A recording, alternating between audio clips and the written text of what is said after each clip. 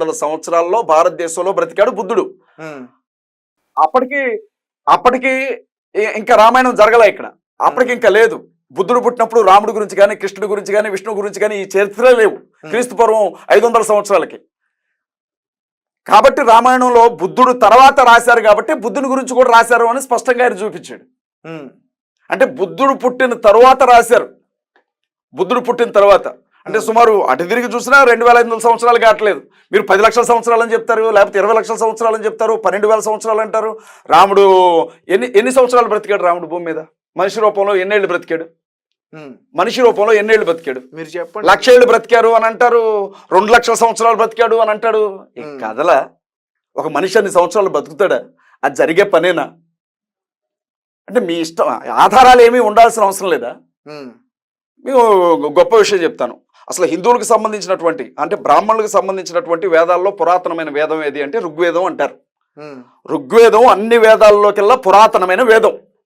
ఆ పురాతనమైనటువంటి వేదాన్ని చేతి రాతతో రాసినటువంటి ప్రతులు కొన్ని ఆ డిపార్ట్మెంట్కి, ఆర్కియాలజీ డిపార్ట్మెంట్కి సంబంధించిన వాళ్ళ దగ్గర ఉంటే దాన్ని డీకోడ్ చేశారు. డీకోడ్ చేస్తే క్రీస్తు శకం 700 సంవత్సరానికి సంబంధించినవి అని చెప్పారు. అంటే 1300 సంవత్సరాల క్రితం వీళ్ళు 10 లక్షలు 20 లక్షల సంవత్సరాల క్రితం రాశారు మా ఋగ్వేదం వేదం అని చెప్తున్నది 1300 సంవత్సరాల క్రితం రాయబడినట్లుగా ఆధారాలు ఉన్నాయి. ఇక్కడ అర్థం ఉండొద్దా మాట్లాడితే? అంటే పోయిన తరంలో ఏం జరిగిందో మేము చూడలేదు, 200 ఏళ్ల క్రితం ఏం జరిగిందో మేము చూడలేదు అని చెప్పి మీరు వాట్సాప్లో తయారు చేసుకున్న చరిత్ర మొత్తం కూడా దాన్నే వాట్సాప్ యూనివర్సిటీలో మీరు తీసుకొచ్చే అన్ని కూడా హిస్టరీ అంటే మేము ఎట్లా నమ్ముతాం?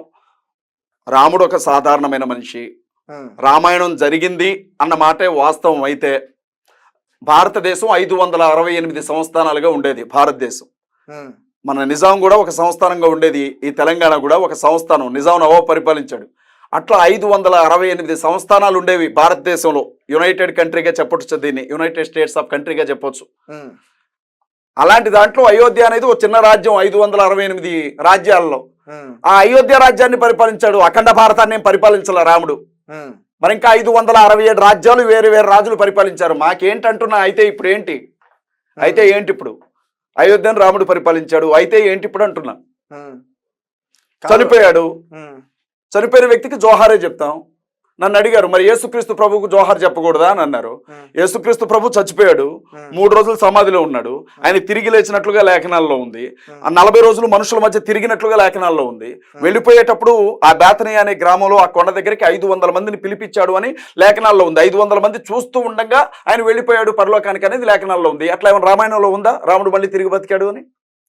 రాముడు పోనీ ఇంకో కొత్త అవతారం ఎత్తాడు రాముడు అని ఏమన్నా రామాయణంలో రాశారా?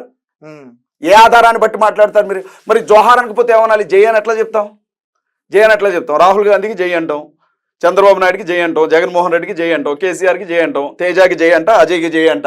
బతుకున్నాడు కాబట్టి ఏసైకి కూడా జై చెప్తా, యేసుక్రీస్తు ప్రభుకి. రాముడికి జోహార్నే చెప్తా, ఎందుకంటే ఆయన చనిపోయాడు కాబట్టి. మీకు ఎందుకు వస్తుంది అంత కోపం? యేసుక్రీస్తు వారు బ్రతుకున్నారు, ఆయన బ్రతికే ఉన్నాడు. ఆయన తిరిగి లేచాడు కదా. సమాధిలో ఎక్కడున్నాడు? ఖాళీ ఈ భూమి మీద, ఈ భూమి మొత్తం మీద. తిరిగి లేచిన తర్వాత ఆయన ఎక్కడికి వెళ్ళాడు? ఆయన పరలోకానికి వెళ్ళాడు.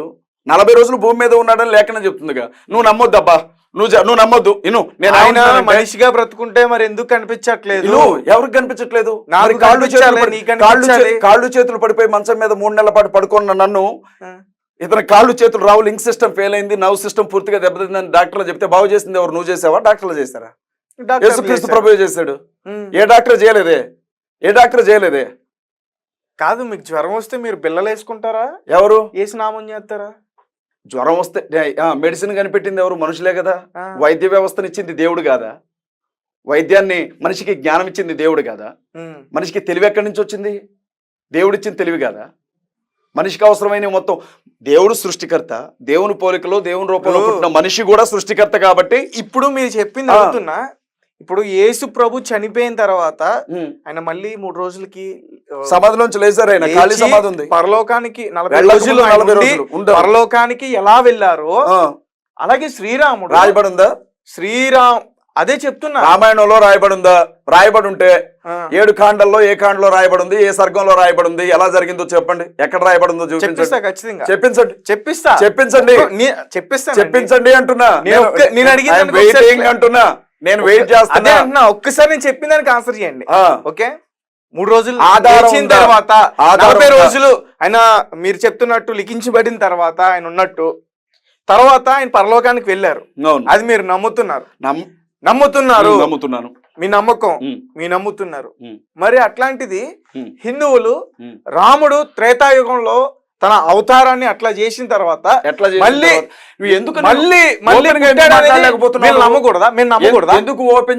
ఎందుకు ఓపెన్ గా చెప్పవు నువ్వు? ఎందుకు? ఏం చేశాడు తన అవతారాన్ని చెప్పు. అవును, అని అవతారాన్ని సరయూ నదిలో వదిలేరు. ఆయన అవతారాన్ని సరయూ నదిలో వదలడం కాదు, చనిపోయాడు. శరీరాన్ని వదిలిపెట్టడం అంటే చచ్చిపోవడం అని అర్థం. అవును. యేసుక్రీస్తు ప్రభు సమాధి యెరూషలేములో ఉంది, మీరు వెళ్ళండి, వినండి. సరే అన్న. సమాధిలో ఉండే శరీరం కూడా తిరిగి లేచింది. సమాధిలో ఉండే శరీరం కూడా తిరిగి లేచింది. దేవుడు కాబట్టి ఎవరు ఏం చేయలేకపోయారు. యేసు ప్రభు దేవుడైతే మరి యేసు ప్రభు గారిని చంపారా, ఆయన చనిపోయాడా? బైబిల్ గ్రంథంలో ఒక మాట ఉంటుంది, ఏమన్నా యేసు ప్రభు గారిని చంపారా, ఆయన చనిపోయాడు. బ్రదర్, నాకు ఒక విషయం చెప్పండి. యేసుక్రీస్తు ప్రభు చెప్పిన మాటే చెప్తాను, వినండి. నా ప్రాణాన్ని పెట్టడానికి నాకు అధికారం ఉంది, నా ప్రాణాన్ని తీసుకోవడానికి నాకు అధికారం ఉంది అని యేసుక్రీస్తు ప్రభు చనిపోవడానికి ముందుగానే శిష్యులతో చెప్తారు. నా అంతటి నేనుగా నా ప్రాణాన్ని పెడుతున్నాను ప్రజల రక్షణ కొరకు, నా అంతటి నేనుగా మళ్ళీ ఆ ప్రాణాన్ని తీసుకుంటాను అని చెప్పాడు.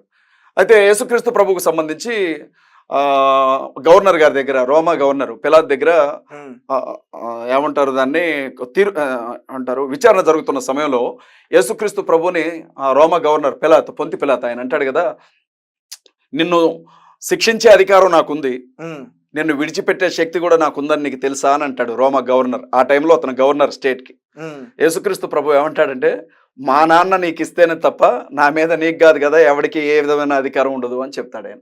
చనిపోవడానికి ముందే అనేక సందర్భాల్లో ఆయన స్పష్టంగా చెప్తాడు, మనుష్య కుమారుణ్ణి వీళ్ళు పట్టుకొని కొడతారు, తిరస్కరిస్తారు, అవమానిస్తారు, నేను చనిపోతాను, 3వ రోజు తిరిగి లెగుస్తాను అని ఆయన చెప్పినట్లుగానే ఆయన తనంతట తానుగా వెళ్ళి ఆ శిలువకు తనను తాను అప్పగించుకున్నాడు. జరిగే విషయాన్ని ముందుగానే చెప్పాడు. ఎందుకంటే సర్వపాప పరిహారార్థం రక్త ప్రోక్షణం ఆవశ్యకం, తద్రక్తం పరమాత్మేన పుణ్యదాన బలియాగం. అంటే భూమి మీద ఉన్నటువంటి మనుషులందరూ చేసినటువంటి పాపాలకి క్షమాపణ కలగాలి అంటే పరమాత్ముడే స్వచ్ఛందంగా వచ్చి రక్తాన్ని చెందించాలి అని మీ వేదం కూడా చెప్తా ఉంది. మీకోసం అలా చనిపోయింది ఎవరో మీ వేదాల ద్వారా చెప్పు. ఎవరు చనిపోయారు? మనుషుల పాపాల కోసం రక్తం చిందించేలా తనంతట తానుగా చావుకి ఎదురెళ్ళినటువంటి వ్యక్తి ఎవరు మీలో? కృష్ణుడు చనిపోయాడు కదా, బోయవాడిస్తున్న బాణానికి రక్తం చిందించడం అంటే అబ్బా అంటే తేజ ఇక్కడంటే అన్నావు గానీ ఇంకెక్కడ అనుకో. మరి ఎట్లా చెప్పాలి? అలసట తీర్చుకుంటున్నటువంటి వ్యక్తికి గురి తప్పిన బాణం వచ్చి చచ్చిపోవడం రక్తం చిందించడం కాదు. ప్రాణం పోగొట్టుకోవడం అంటే ఒక బాణం పొల్లొచ్చి తగిలితే చచ్చిపోవడాన్ని యుద్ధం చేయాలి. యుద్ధం కాదు. యేసుక్రీస్తు ప్రభువు ఒంటి మీద లెక్కలేనన్ని కొరడా దెబ్బలున్నాయి. సుమారు కొన్ని వేల గాయాలయ్యాయి. అరిపాదం మొదలుకొని నడినెత్తి వరకు ఒంటిని నాగలితో దున్నినట్లుగా దున్నారు. ఎంత భయంకరమైనటువంటి గాలాలు ఆయన ఒంటిని చీల్చుకుంటూ వెళ్ళాయంటే చివరికి నడినెత్తి మీద కూడా ముళ్ళ కిరీటాన్ని పెట్టారు. ఆ స్థితిలో ఉన్న మనిషిని కొరడాలతో కొట్టుకుంటూ 2 కిలోమీటర్ల దూరం రాళ్ల దారిలో కొండ మీదకి నడిపించారు. ఆ స్థితిలో 33.5 సంవత్సరాల వయసున్న కుర్రాడు అంతకు ముందు కొట్టిన 1 తక్కువ 40 దెబ్బలకే చచ్చిపోవాలి. ఆ ఒక్కొక్క కొరడాకి 150 నుంచి 200 గాలాలు ఉంటాయి. అవన్నీ ఎముకలతో చేసిన గాలాలు. ఒంటి మీద బట్టలు లేకుండా నరిపారు క్రీస్తుని. ఆ గాలం వచ్చి తగలగానే కండని చీల్చుకొని బయటకు వెళుతుంది. నడిచిన దారంతా రక్తదారులు. శిలువ మీద కూడా మేకులతో కొట్టారు. అరచేతులు కాళ్లే ఖాళీగా ఉంటే వాటిని కూడా మేకులతో కొట్టారు. ఆ శిలువ మీద వ్రాలాడబడుతూ కూడా ఆ 7 మాటలు పలికే వరకు ఆయన చనిపోలేదు. ఒంట్లో ఉన్న చివరి రక్తపు బొట్టు వరకు ఆయన గుండెల్లో పెట్టి పొడిచినప్పుడు నీళ్లతో సహా కారింది అని బైబిల్ గ్రంథంలో రాయబడింది. అది రక్షణ యాగం. శిలువ యాగం అనేది రక్షణ కొరకు బలి అర్పించబడినటువంటి యాగం. నువ్వు శ్రీకృష్ణుని తీసుకొచ్చి పోలుస్తావేంటి? ఎక్కడో చెట్టు కింద పడుకున్న వ్యక్తికి ఎవరో ఇస్తున్న బాణం తగిలి చచ్చిపోతే